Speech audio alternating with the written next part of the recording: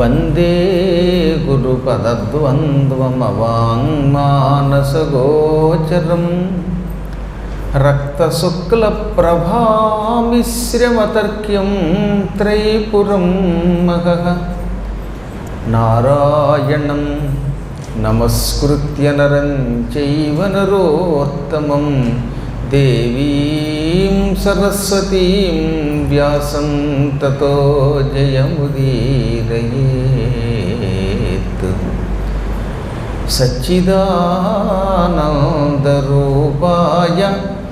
విశ్వోత్పత్యాదిహేతవే తాపత్రయ వినాశాయ శ్రీకృష్ణాయ వయం నమః.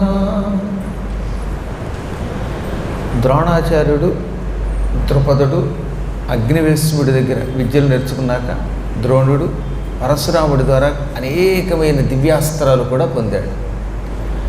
ఎన్ని పొందినా కాలం కలిసి రానప్పుడు చాలా కాలం ఆయన దారిద్ర్యమే అనుభవించాడు. అన్నిటికంటే మహాబాధ దారిద్ర్యం, అది అనుభవించిన వాడికే తెలుస్తుందని శాస్త్రం. పైగా చిన్నప్పుడు అశ్వత్థామ పాల కోసం ఏడుస్తూ ఉంటే వాళ్ళమ్మ పాలు లేక పిండి నీళ్లల్లో కలిపి, అది కూడా వరిపిండి నీళ్లలో కలిపిస్తే అది తాగి ఇవి పాలు కావు అని నేల మీద కక్కి సరి అయిన పాలు కావాలి అని ఏడ్చాట పాపం. చుట్టుపక్కల వాళ్ళ ఇళ్లలో ఉన్న ఆవు పాలు కొంచెం రుచి చూశాడు. అందులో ఆ రోజుల్లో ఆవు పాలు చాలా రుచిగా ఉండేవి. మంచి ఆరోగ్యంగా ఉండేటటువంటి ధేనువుల యొక్క పాలు తాగి అటువంటి పాలు కావాలని పాపం ఆయన ఏడిస్తే కొడుక్కి కనీసం ఇన్ని పాలు కూడా ఇవ్వలేకపోతున్నామని బాధపడినటువంటి ద్రోణుడు భార్యని పిల్లాన్ని వెంట పెట్టుకొని ద్రుపద మహారాజు దగ్గరికి వెళ్ళాడు. చిన్నప్పుడు వాళ్ళిద్దరూ స్నేహితులు కదా, ఆ మైత్రిని దృష్టిలో పెట్టుకుని ఆ మాత్రం ఉపకారం చేయకపోతాడా అనుకున్నాడు ఆయన. ఈ ప్రపంచంలో అన్నిటికంటే గొప్పది మైత్రి. ఒక వ్యక్తికి డబ్బుతో, కులంతో, జాతితో సంబంధం లేకుండా స్నేహం ఏర్పడాక ఆ స్నేహాన్ని యావజ్జీవితం నిలబెట్టుకోవాలి. దరిద్రో ధనవాన్ చాపి, ఒక వ్యక్తి దరిద్రుడు అవ్వచ్చు లేక ధనవంతుడు అవ్వచ్చు, స్నేహం మాత్రం వాళ్ళని విడదీయదు. అన్ని ధనాలలోకి గొప్ప ధనం మైత్రీ ధనం అన్నారు. మీరు ఉదాహరణకు దానికి కృష్ణుడినే తీసుకోవాలి.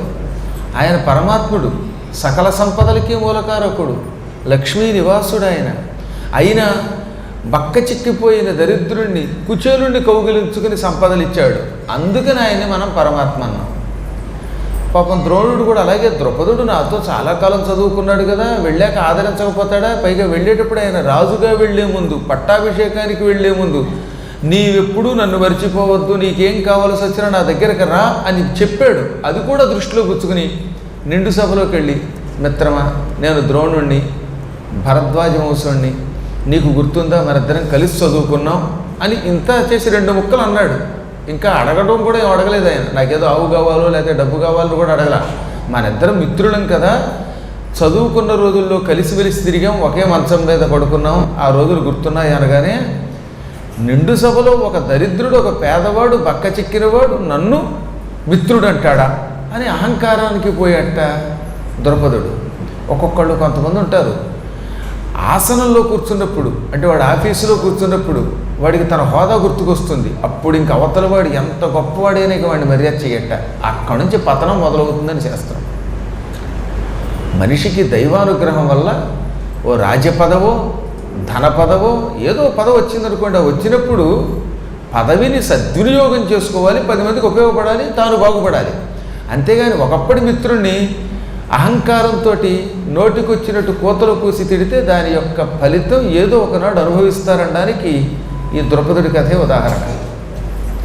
పళ్ళు పటపట కొరికి అంతరాలు మరిచిపోయి సింహాసనం మీద కూర్చున్న మహారాజు దగ్గరకు వచ్చి ముష్టెత్తుకునే భిక్షుకుడివైన నీవు మిత్రుడా అని సంబోధిస్తావా?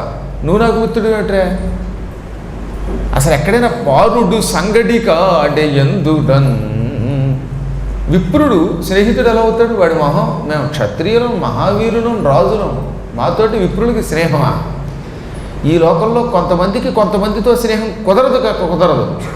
ధనపతితో దరిద్రునకు, బాగా డబ్బున్నవాడికి దరిద్రుడితో స్నేహం ఎప్పటికీ కుదరదు. డబ్బున్నవాళ్ళు మైత్రి చేయాలి, దరిద్రులు స్నేహం చేసుకోవాలి. తత్వవిదుండగువాని తోడ మూర్ఖునకు బాగా జ్ఞానము కలిగి, తత్వజ్ఞానము కలిగి ఆనందించి లోకానికి ఆనందం పంచిపెట్టే పండితుడికి మూర్ఖుడితో స్నేహం తగుతుందా? ప్రశాంతుతోడ కడుక్రూరునకు ఎప్పుడూ శాంతంగా ఉండే వ్యక్తికి కఠినముగా పలికే క్రూరుడితో స్నేహం ఉండదు. రణసూరుతోడ భీరునకు యుద్ధరంగంలో ఆయుధాలతో విజృంభించి పరాక్రమించి శత్రువుల్ని చీల్చి చెండాడే వీరుడికి పిరికివాడితో స్నేహం పనికిరాదు. వరూధితోడ అవరూధికి సైన్యం ఉన్నవాడికి సైన్యం లేనివాడితో స్నేహం కుదరదు. సజ్జనుతోడ కష్ట దుర్జనునకు సజ్జనుడికి దుర్జనుడితో స్నేహం పనికిరాదు. ఎవ్విధంబునను సఖ్యముతా నొడగోడ నేర్చునే. ఏ రకంగా చూసినా ఈ స్నేహం కాదు. మేమెక్కడ ఇన్ని ఏనుగులతో గుర్రాలతో రథాలతో ఉన్న పాంచాల దేశాధిపతులమైన మేమెక్కడ రోడ్డు మీద కూర్చొని భిక్షాటనతో బ్రతికే ఒక సామాన్య విప్రుడివి నువ్వెక్కడ? పో, ఇంకెప్పుడు ఇలా మాట్లాడకు. ఇప్పుడు కాబట్టి ఊరుకున్నాను. ఇదే ఇంకో 2-3 సార్లు ఎప్పుడైనా వచ్చి నా సింహాసనం మీద నేను కూర్చుని ఉండగా మిత్రమా అన్నావా 4 చీల్చేస్తాను పొమ్మనగానే పాపం ద్రోణుడు చిన్నపోయి, ఇదేం కర్మయోగం, ఎంత ఆప్యాయంగా బతికాం, సింహాసనం మీద ఎక్కే ముందు మిత్రమా నీకు ఏ అవసరం వచ్చినా నేనున్నానని మర్చిపోకని చెప్పి వెళ్ళాడు. ఆ నమ్మకంతో వచ్చాను. ఒకప్పటి మాటలు దృష్టిలో పెట్టుకుని మిత్రమా అని మాత్రమే సంబోధించాను. ఇంకా నయ్యం ఏదైనా అడుగుంటే అవమానం పాలయ్యేవాడిని. ఇంత దారుణంగా కఠినమైన వాక్కులతో అవమానించాలా అని గిజగిజలాడిపోయాడు. పైగా తన కొడుకు చిన్నవాడు, పక్కన భార్య ఉంది, పెళ్ళాం బిడ్డల ముందు ఈ అవమానాన్ని తట్టుకోలేకపోయాడు ఆయన. అది నిజం చెప్పాలంటే ఆత్మహత్య కంటే కూడా బాధ అనిపించింది. ఇతరులు కత్తితో పొడిచి చంపడం కంటే అతనికి బాధ అనిపించింది. గుండెల్లో సోలంగొచ్చినా ఇంత బాధ అనిపించదు. అందుకే ఆ బాధ తట్టుకోలేక ఏం చేయాలో తెలియక అలా పిచ్చాళ్ళ వెళ్ళిపోతూ ఉండగా అనుకోకుండా హస్తినాపురం తగిలింది. అది ఆయన జాతకమే మార్చేసింది. ఫ్యాక్షనిజం ఇలాగే మొదలవుతుంది తెలిసిన. ద్రోణుడు ద్రౌపదుడి దగ్గరికి వెళ్ళాడు. ద్రౌపదుడు మెడబట్టు గెంటేశాడు. దాంతో ద్రౌపదుడి మీద కక్ష కట్టాడు ద్రోణుడు. ద్రౌపదుడి నాశనం కోరుకున్నాడు. శిష్యుడి ద్వారా బంధింపజేశాడు. దాంతో ద్రౌపదుడు ఏం చేశాడు? ద్రోణుడిని చంపే కొడుకుని కన్నాడు. అప్పుడు మళ్ళీ ద్రోణుడు ఏం చేశాడు? శివుడిని మెప్పించి నా కొడుకు వాడి కొడుకుని చంపాలన్నాడు. అంటే వీడి కొడుకుని వాడు కొడుకుని వీడు చంపాలనే కోరిక పెరిగిపోయింది. అది ఒక్క మాట మిత్రుణ్ణి తోలడం వల్ల ఒక భయంకరమైన భావి యుద్ధానికి మూల కారణమైంది. అది ద్రౌపదుడికి ద్రోణుడికి ప్రాణగండం తెచ్చింది. అందుకనే భారతంలో ఇక్కడ కొసమెరుపుగా ఏమన్నారు? నాలుకని చాలా జాగ్రత్తగా వాడాలి, అదుపులో పెట్టాలి. వచనే కా దరిద్రత. మాటకి దరిద్రం ఏంటండి? మనకి భగవంతుడు సంపద ఇవ్వకపోయాడు, అదృష్టం బాబుడు సంపద ఇస్తే ఇచ్చాడు. ఏమున్నా లేకపోయినా మూగవాడు కాకుండా మాట్లాడడం అనేది నేర్చుకున్న మనం ఈ సంపదని సక్రమంగా వినియోగించాలి. అనగా ఎవడన్నా వస్తే ప్రేమగా మాట్లాడితే చాలు, విసుక్కోకుండా ఉంటే చాలు. చీపో నువ్వు నీచుడివి, పనికి మళ్ళీవాడివి, నీకు నాకు ఏమిటి అనకూడదు. వీలుంటే ఆదరించు, అంతేగాని గెటౌట్ అనే మాట మాత్రం మాట వరసకు కూడా అనకూడదు. ఆ అండమే మనిషికి యావజ్జీవితం ప్రమాదం తెచ్చిపెడుతుంది. అసలు అన్నిటిలోకి శాంతమైన వాక్కు ఎవడి దగ్గర ఉంటే వాడి నాలుక మీద నేనుండి వాడిని మోక్షానికి పట్టుకెడతానని కృష్ణుడు భగవద్గీతలో చెప్పాడు. ఆయన చెప్పిన మాట ఒకటే, మూర్ఖులు క్రూరులు కఠినంగా పలుకుతారు, జ్ఞానులు మృదువుగా పలుకుతారు. మృదువుగా పలికితే ప్రపంచం వశమవుతుంది. ఆ మృదుత్వం లేక ద్రౌపదుడు దెబ్బతిన్నాడు. సరే, ఇప్పుడు ద్రోణుడు సరిగ్గా హస్తినాపురానికి వచ్చాడు. ఆ సమయంలో కృపాచార్యుడి దగ్గర కాస్తో కోస్తో ధనుర్వేదం నేర్చుకుని ఉన్నారు పాండవ కౌరవులు. వాళ్ళు ఒక రోజున బంగారంతో బంతి తయారు చేసుకుని దాన్ని ఆడుతున్నారట. ఎంతలో భీముడు ఒక్క తన్ను తిన్నాడు ఆ బంతిని. అది వెళ్ళి ఎక్కడో నూతిలో పడిపోయింది. ఆ నూతిలో ఉన్న బంతిని పైకి ఎలా తీయాలో అర్థం కాల. బంతి తేలుతోంది. కందుకం కూడా తేలేటటువంటి కందుకం, అది లోహంతో కూడా తేలేటట్లుగా తయారు చేసే శక్తి ఉన్నవాళ్ళు ఆ రోజుల్లో ఉండేవారు. నుయ్యి చూస్తే అగాధంగా ఉంది. ఆ నీళ్లలో భీముడు తన్నిన బంతి వెళ్ళి అందులో తేలుతోంది. అంత లోతుగా ఉన్నటువంటి బంతిని ఎలా తీయడమా అని వాళ్ళంతా కింద మీద పడుతుంటే శకుని కొడుకు ఉలూకుడు ఒకడున్నాడు.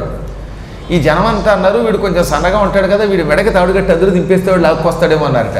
వాడు బాబోయ్ కుయ్యం పోయే నన్ను చంపేస్తారేంటారు బాబోయ్ అన్నట్టు. వాడు మెడకి తాడేస్తే ఉరి అయిపోతుందంటే పోయి నడువు వేస్తాం అన్నట్టు ఒకడు. దుర్యోధనుడు కొంచెం క్రూరుడు చిన్నప్పటి నుంచి. ఒరే మహా అయితే నీ నడువుకి తాడేసి అందులో దింపితే చస్తే నువ్వు చస్తావు, కానీ వస్తే బంతి వస్తుందిగా అన్నట్ట. బంతి కంటే నా ప్రాణాలంత లోకువా, నాకంటే బంతి ఎక్కువ అన్నాడు వాడు. ఈ రకంగా వాడు బాబోయ్ పారిపోతున్నారు, జనాలందరూ వాడిని పట్టుకోపోతున్నారు. కౌరవులంతా వాడిని పట్టుకుంటుంటే ధర్మరాజు వద్దు పిల్లవాడిని పంపడం ఏంటి అందులోకి అంటున్నాడో లేదో ఆ సమయానికి ద్రోణుడు అక్కడికి వచ్చి, కురుకులంలో పుట్టిన వాళ్ళు అందున కృపాచార్యుడి దగ్గర విలువిద్య నేర్చుకుంటున్నామని మీలో మీరు ఇందాక అనుకుంటూ ఉంటే విన్నాను. అటువంటి మీరు బంతి బయటికి తీయలేక ధనుర్విద్యను ఉపయోగించలేక అన్యాయంగా ఒక కుర్రాడి యొక్క నడుముకి తాడు కట్టి అందులో దిప్పేవాడు ప్రాణం తీస్తారా? ఇదిగో చూడండి నేను చమత్కారం చేస్తాను అని ఆయన ఏం చేశాడు, ఒక ధనుస్సు ఎక్కు పెట్టి సన్నని బాణం ఆ బంతికేసి కొట్టాడు. నిజానికి బాణం బంతికేసి కొడితే ఆ బాణం దెబ్బగా బంతి చీలిపోవాలి, కానీ అంత మృదువుగా చాకచక్యంగా నైపుణ్యంతో బాణం వేశాడు. ఆ బాణం మెల్లగా వెళ్ళి ఆ బంతికి దిగింది. అంటే అవసరమైతే మెల్లగా గుచ్చుకునేలా బాణం వేయగలడు, వాడి ప్రాణం తీసేంత తీవ్రంగానూ బాణప్రయోగం చేయగలడు. అది నైపుణ్యం అంటే. యుద్ధరంగంలో ఆరితేరిన మహానుభావులు ఒక్క దెబ్బ కొడితే అవతలవాడు చస్తాడు. ఒక్కొక్కసారి కొడితే అవతలవాడికి మల్లె చెండుతో కొట్టినంత కోమలంగా కూడా దెబ్బ తగులుతుందట. మల్ల యుద్ధంలో అదొక నేర్పండి. మల్ల యుద్ధం చేసేవాడు ఇలా మెల్లగానూ కొట్టగలడట. చూడటానికి గట్టిగా కొట్టినట్టు ఉంటుంది, కానీ అవతలవాడికి మెల్లగా తగులుతుంది. వద్దనుకుంటే మెల్లగా కొడతాడు, కావాలనుకుంటే ఒక్క దెబ్బగా పళ్ళు రాలు కొడతాడు. అలాగే ధనుర్విద్యలో కూడా సుకుమారంగానూ కొట్టగలరు, నమస్కార బాణాలు వేయగలరు, తల మీద నుంచి వెళ్ళేలా చూడగలరు. అంతెందుకు అర్జునుడి యొక్క గొప్పతనం ఏంటో తెలుసా? ఆయన చెవి పక్క నుంచి బాణం వేస్తే చెవికి రాసుకుంటూ పెడుతుందిట, చెవికి ఇంత దెబ్బ తగలదు, కానీ అందులోంచి శబ్దం ఏమని వస్తుందంటే కుశలమా అని వస్తుందిట. అలాంటి కుశల ప్రశ్నలు వేసే బాణాలు కూడా వేసేవారు వాళ్ళు. అందుకని బాణ విద్యలో అంత ఆరితేరిన మహానుభావుల్ని ధనుర్వేద నిపుణులను, దానికి వేదం అని పేరెట్టారు ధనుర్విద్యకి. ఆ ధనుర్వేదంతో ఓ బాణం బంతి మీద కొట్టాడు. ఆ బంతికి ఎదు కూర్చున్నాక ఆ బాణం వెనకాతల పిడి మీద రెండో బాణం కొట్టాడు. అలా ఒక బాణం వెనకాతల ఒకటి కొట్టి ఆఖరి అది పైకి వచ్చేలా కొట్టాడు. దాంతో ఈ బాణములు ఒక తాడులా తయారయ్యాయి. ఆ తాడు పుచ్చుకొని నూతిలో ఉన్న ఒకానొక నీటిని చేదతో తోడినట్టుగా, తాడు ఉన్నటువంటి చేదతో తోడినట్టుగా ఈ బంతిని పైకి తీసేశాట. వాళ్ళకి మతిపోయింది. పరుగున వెళ్ళి భీష్ముడికి ఈ విషయం చెప్పారు. భీష్ముడు ఈ ప్రపంచంలో నీళ్లల్లో పడిన బంతిని సుకుమారముగా బాణముతో కొట్టి ఆ బాణం తాడులా తయారు చేసి ఆ తాడుతో బంతి పైకి తీయగలిగే వాళ్ళు ముగ్గురున్నారు. నేను, పరశురాముడు లేదా పరశురామ శిష్యుడైన ద్రోణుడు. ఖచ్చితంగా వచ్చినవాడు ద్రోణుడు అయి ఉంటాడని కనిపెట్టాడు ఆయన. వెంటనే ద్రోణుడిని ఎక్కడున్నా తీసుకురండి అంటే ఇంకా ఆయన అక్కడే ఉన్నాడండి. ఆ ఊళ్ళోనే కొద్ది రోజులు ఉండడానికి వచ్చాడు. ఆయనకేం గతి లేదు కదా ప్రస్తుతానికి, ఓ ఉద్యోగం లేదు, సద్యోగం లేదు, నానాయాతన పడుతున్నాడు. ఆయన్ని వినయంగా తీసుకొచ్చాడు సభలోకి. రాగానే ద్రోణుడు భీష్ముడిని గుర్తుపెట్టాడు, భీష్ముడు ద్రోణుడిని గుర్తుపెట్టాడు. ఎంతో వినయంగా ద్రోణుడిని దగ్గరికి తీసుకుని కౌగిలించుకొని ఆసనం ఇచ్చి కూర్చోబెట్టి, మహానుభావ సందేహం లేకుండా నీ శరీర కాంతిని బట్టి నువ్వు భారద్వాజుడివి, అంటే భరద్వాజ వంశుడివి అని అర్థమైపోయింది. నీ వివరాలు చెప్పమనగానే ఆయన మొత్తం చెప్పి, నేను ద్రుపదుని చేత తిరస్కృతుడినై ఏదో ఆ దిక్కు ఈ దిక్కు అల్లాడుతూ తిరుగుతున్నాను, ప్రస్తుతం ఏ దిక్కు లేదు నాకు, నాదంతా దిగ్భ్రమ అన్నాడు. అంటే ఏ దిక్కు తెలియకుండా భ్రమిస్తూ తిరుగుతున్నవాడిని అన్నాడు. వెంటనే ఆయన వెదకబోయిన తీగ కాలికి తగలడం అంటే ఇదే. మా కురుకుమారులకు ఒక మహావీరుని ద్వారా, ఒక సద్గురువు ద్వారా అనేక విద్యలు నేర్పించాలి అని సంకల్పిస్తున్నాను. సరిగ్గా ఆ సమయానికి నువ్వు అడుగుపెట్టావు, ఇది మా అదృష్టం.